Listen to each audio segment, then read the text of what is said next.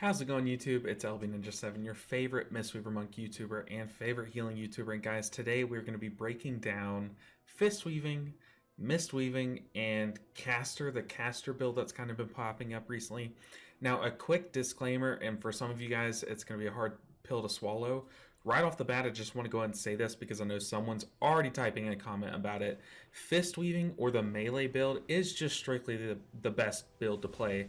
It's what gets the most support from Blizzard. It's just what puts up the best numbers and has the least amount of downsides. But in today's video, I'm going to be talking about all three of them because the other two are fun to play. And I think it's totally fine to have, to go in to try to push content as something that's more fun to play than more efficient and the most viable option to you. So let's go and talk about all three of them. And we're going to start off with Fistweaving. So Fistweaving is utilizing a monk's melee capabilities, a monk's melee toolkit, through their powerful spells like Rising Sun Kick and the synergies built into it, Blackout Kick, Tiger Palm, and just trying to maximize your punches and kicks and get the most out of our toolkit. So we do that currently through Feline Stomp in Mythic Plus. And in Raid, we don't run Feline Stomp, we just utilize Ancient Teachings, but it's kind of built around these four talents. And now Feline Stomp, we summon this Feline. Now I just made a guide video on Fistweaving, so I'll link that down in the description to go over all the beginner's guide to this build. So, but yeah, you summon this Feline and you just gain massive healing buffs to all of your melee damaging abilities while you're on that Feline.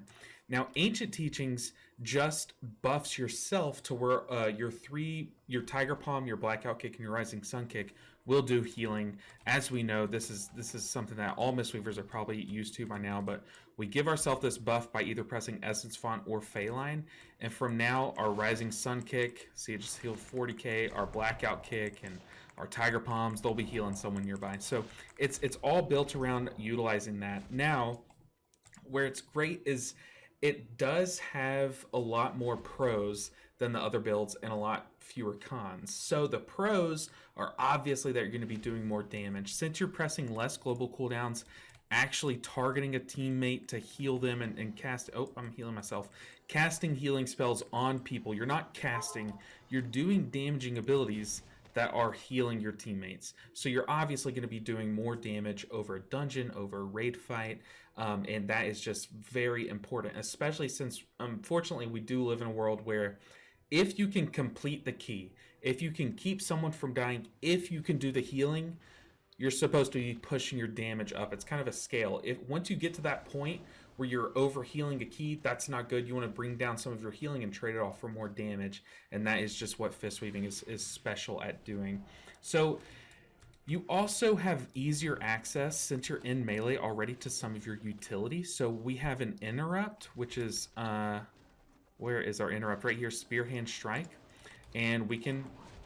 It's just we punch them in the throat and they stop their cast. So it's just better to be in melee for things like that. For our stun, which is we just stun around us.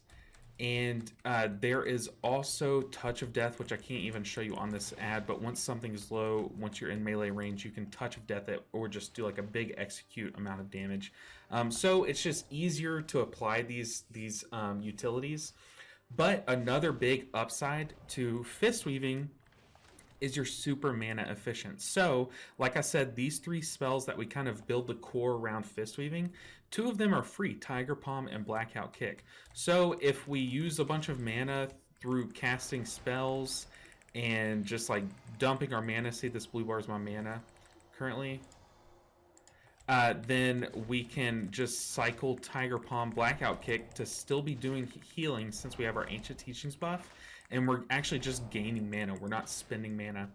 And then that goes even further when you have other synergies like Spirit of the Crane, which these extra bonus Blackout Kicks are going to be giving us more mana in return on top of that. So not only are we not spending, we are making mana in that. So the last like major upside to Fistweaving, which is just another big one. All of these, they're just like 1 point on a list, but they are massive improvements over the other playstyles, is that you get to maximize Chi-Ji. Now, Chi-Ji is amazing. You summon her next to you for 24 seconds, and then you can get a talent that makes it more frequent, but for only 12 seconds. I think I have that talent going. But Chi-Ji is a talent over Yu'lon. Now, Yu'lon is supposed to be the ranged, and then Chi-Ji is supposed to be more of a physical melee style. But you summon it, and then every kick that you do, so your spinning crane kick, rising sun kick, and blackout kick, will give you a stack, and you can cash in a stack to make your next enveloping mist cost less mana and take less time to cast. So you see how long this is taking, see how much mana this is casting, taking to cast.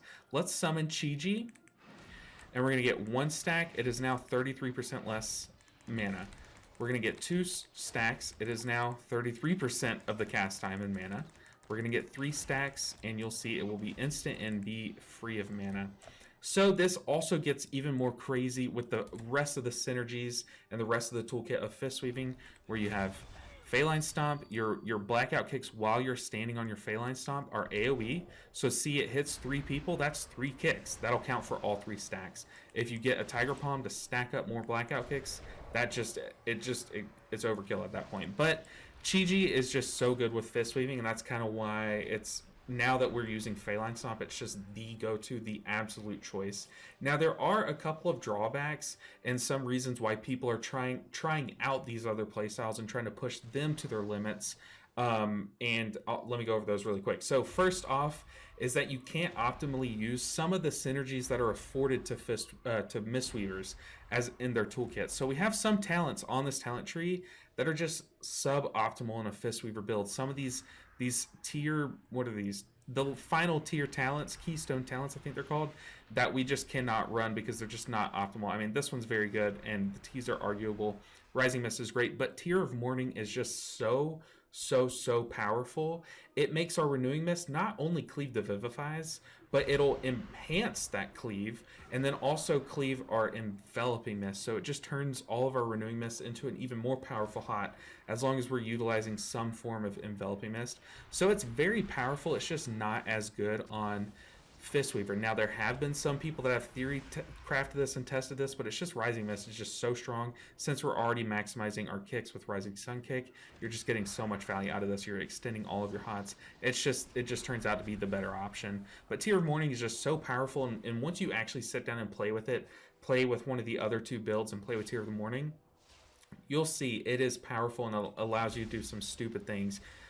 So you kind of miss out on some of these synergies like Unison. Unison I'm not a big fan of, but it is, I have to admit, it is kind of strong if you build around it in terms of just healing. But yeah, there's just some talents that you wish that you could take, life cycles. Now, Cloud of Focus is just, it's not that good. But anyways, so yeah, there's that. There's also the downside, which actually is a real downside and a reason why some people just don't like it. And that's that you're so reliant on your Phalanx Stomp when you're using it. So like in Mythic Plus, that if you don't get the cooldown reset, so say our tank goes and starts pulling like this dude over here, and then like I have to follow him, right? Like I have to go kill this guy, and then now I just don't have Phalanx Stomp and I'm not getting that big buff where my blackout kicks hit 3 targets, or my Tiger Palm strike twice. My spinning crane kicks aren't healing. So you are kind of tied to this Phalanx Stomp. But the good news is that it resets often. Another piece of good news is that all of these AoE blackout kicks that we're about to do, they all count as separate instances to try and reset blackout kick. So as long as you're cycling Tiger Palm and blackout kick, you actually have a really high chance of resetting your Phalanx. So now you can come over here and join your tank. Also, I mean, if your tank goes and pulls that pack over there, you can kind of just sit here and do some like minor healing while you're on the Phalanx, and then once it resets, then you can go join. So it is a downside, but there are ways to just manage it and play around it. And usually some of the better Mistweaver players will kind of know if a pack is if you're gonna need to reapply that Phalanx, or if you can still use that Phalanx and just use your Essence font to reapply Ancient Teachings, then some people do know that. So that is kind of the ups and downs, the pros and cons to Fistweaving. It just allows you to do more damage while also keeping up that same level of healing, if not a little bit more right now. So it's just the go-to choice. It's the most mana efficient, and it's what Mistweaver's designed to be right now. but they have been giving us a lot more ranged options. So the ranged build has started to spark up, and you know what? I'll take some credit to being the cause of this, because a lot of people got mad at me that I was kind of making ranged Mistweaver pop up again, because I was me and among a few other YouTubers were making some videos on it, but it's just a lot of fun. It really is. So let me swap my talents to the ranged build. Now, there are multiple different ways. Like I said, all these different talents that are kind of the B team of talents, you can take any kind of mixture of them. There's a lot of different synergies kind of built into this. But the ranged build kind of looks something like this. You can use this as a skeleton, and like I said, it is just worse than Fistweaver. You'll run out of mana. If you're doing a raid fight, you will run out of mana before a Fistweaver, and you'll just fall behind them in terms of healing. But until then, you'll keep up. You'll do a lot of healing. It does do a shocking amount of healing, but it's just mana is not there. So you utilize your Soothing Mist a lot more. So let me actually heal a target dummy so you can see it. But you utilize Soothing Mist. You utilize things like Enveloping Mist a lot more in this build. You Vivify a lot more, and since you're using Enveloping Mist and Renewing Mists a lot more, you're going to be having a lot more Renewing Mist, not just from applying it, your 2 charges, but also every time you Enveloping Mist, you'll be applying Renewing Mist out to the group. Now, this is very good with Tear of Morning. Since our Enveloping Mists are applying the Renewing Mist, they're also going to be healing and cleaving through that Renewing Mist, because we're running Tear of Morning. So you get access to a lot of synergies that Fistweaver just doesn't have access to in terms of purely healing, but you're also missing out on a lot that they do have access to, like Awakened Phalanx and Ancient Concordance. So it's a trade-off, but it's pretty fun. It is fun to kind of like turn your brain off for a day and just play some ranged Mistweaver, but it's just the matter of fact is that you will not be able to push as high in Mythic Plus or in raid content as a ranged Mistweaver. So we've talked about they have access to all the powerful healing synergies through their talents that Fistweaver just does not have access to. You also get to utilize your mastery a little bit more fully than Fistweaver. So Fistweaver does a lot of mastery procs through. They're always applying Renewing Mist. They're always using this Vivification buff. They're also using Chi-Ji, which applies a ton of mastery buffs. But since almost every single global cooldown on a ranged Mistweaver will be applying mastery, you just get a lot more procs. You really do. And since you're utilizing Essence Font just as much as Fistweaver, you're getting double those procs on those targets that have Essence Font. So you just get a lot of mastery procs. It's really fun. It's a lot of green numbers. Highly recommend trying it out, but don't expect to push further than you would on Fistweaver. So it also it also has some massive on-demand healing, especially now. I mean, one little buff that they kind of snuck in that's really big, but a lot of people are sleeping on it, is just now we can Thunder Focus here in Enveloping Mist, and the Enveloping Mist will be instant cast. So if I Vivify right now, that was instant cast because I have my Vivification buff. But now if I Thunder Focus Tea and then Enveloping Mist, it's not going to channel. So Thunder Focus Tea, Enveloping Mist. So you can automatically Thunder Focus Tea, Enveloping Mist, and get a lot of healing out then. But then you'll see right now I have 2 more symbols on my cursor. I have a Vivify, and then I have 2 more Thunder Focus Tea procs. And those are both instant cast if I do Enveloping Mist. So how I'm doing that is just this build currently where I have Tea of Serenity and Focus Thunder, where you get just a bunch of, you get 4 spells that you can power up with your Thunder Focus Tea. So that's just Thunder Focus Tea is just even more of a cooldown in itself than it already was. Plus you're going to be spewing out your little breath all over people. So it's just a lot of healing all at once, especially if you use those on Enveloping Mist and then those Vivifies too. All of it will be cleaving through Tear of Morning, and it's kind of nutty. Now, Yu'lon and Chi-Ji apply their Cocoon, so it's just nice on-demand healing there. You also have Shaylun's Gift, which I just don't have any stacks of right now, but it's also nice on-demand healing. So you feel like you have this nice rotation of buttons. That's just a ton of healing. But where the drawbacks are one, your mana is god-awful. I mean, since I've started speaking about it, all I've been thinking about is Enveloping Mist just uses so much mana alone. Vivify uses a good bit, Renewing Mist uses a little bit, Essence Font uses a ton.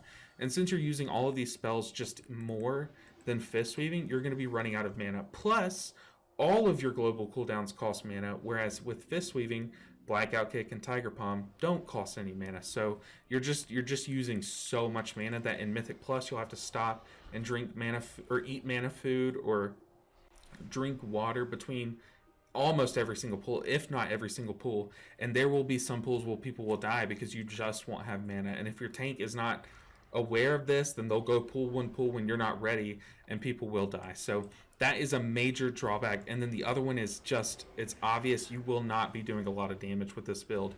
And stay tuned, because I'll get into caster build. But for ranged Mistweaver, you have Zen Pulse, which if you're taking the reverberation, echoing reverberation, you can, let's do it on our target dummy, you can Soothing Mist, Enveloping Mist, and then Zen Pulse, and it'll pulse twice and do big AoE damage all at once. But that's just the first bit of damage on a pack. And then you can shoot your Chi Burst through it.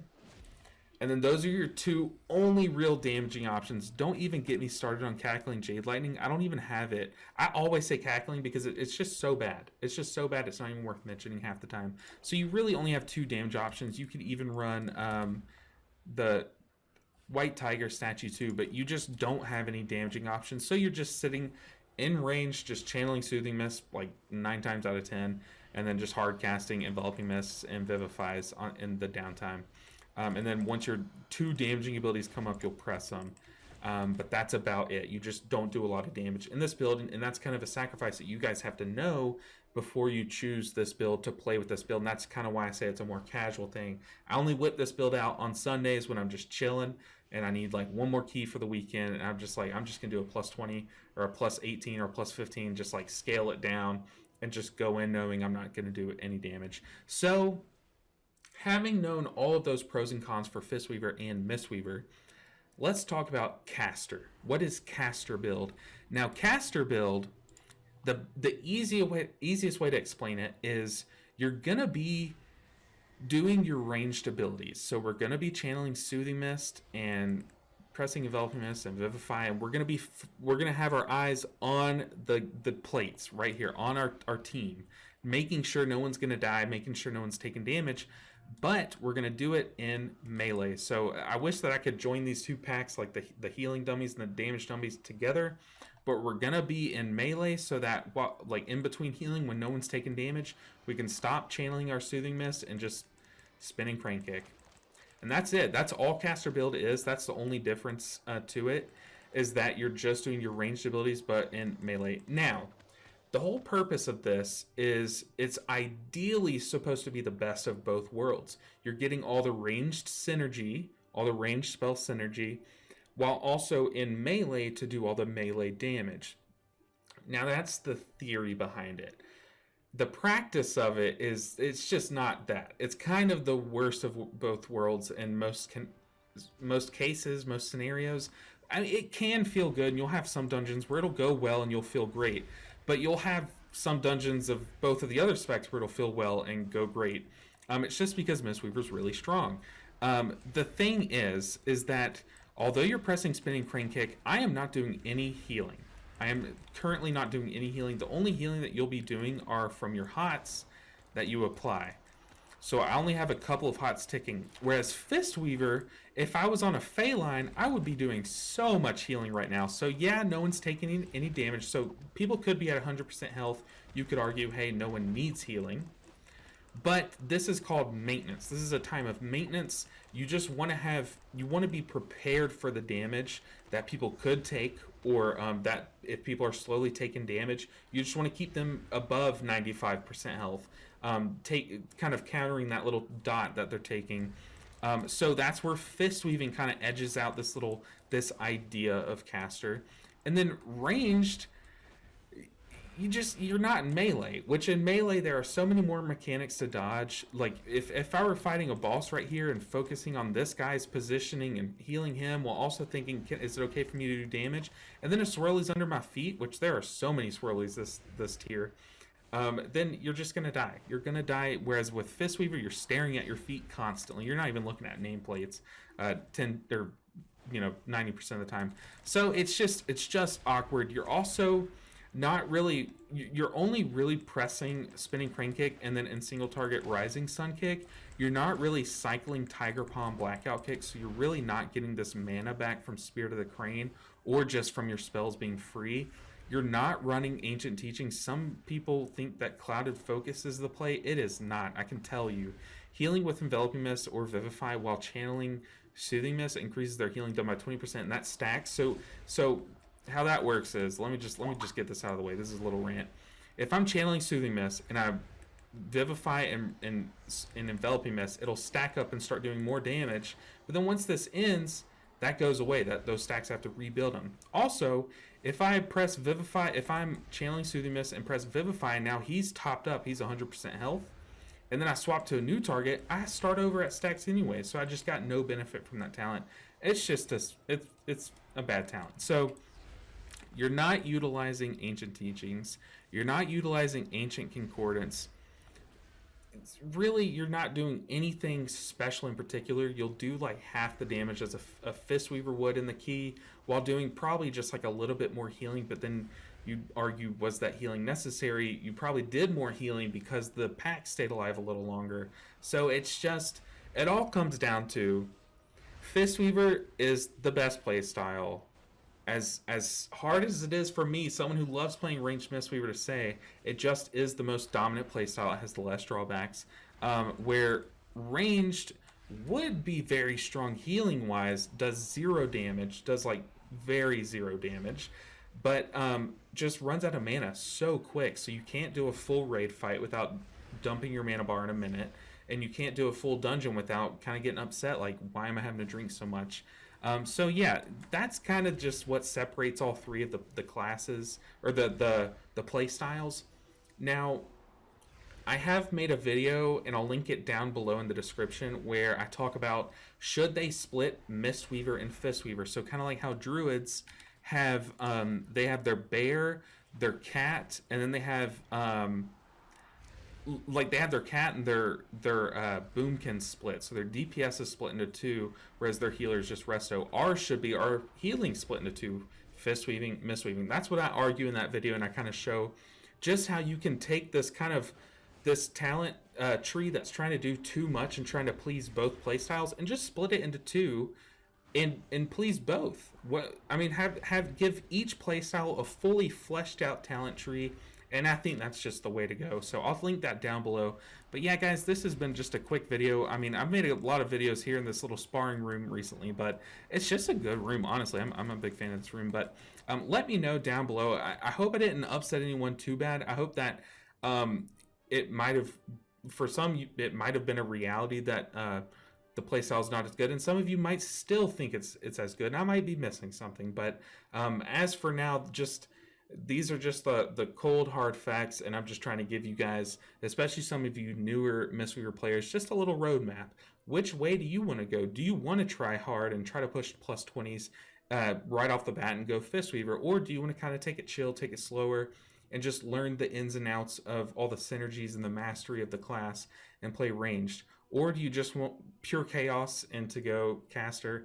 I don't know, but I know I am LB Ninja 7, and I really appreciate all the support. Thank you guys so much for watching, and if you're still here, you might as well hit subscribe if you haven't already, and if you have, go ahead and check to make sure it's still lit up, because it's been unsubscribing people lately. YouTube's weird like that, I know, but go ahead and like the video too, and comment down below what you guys thought of it.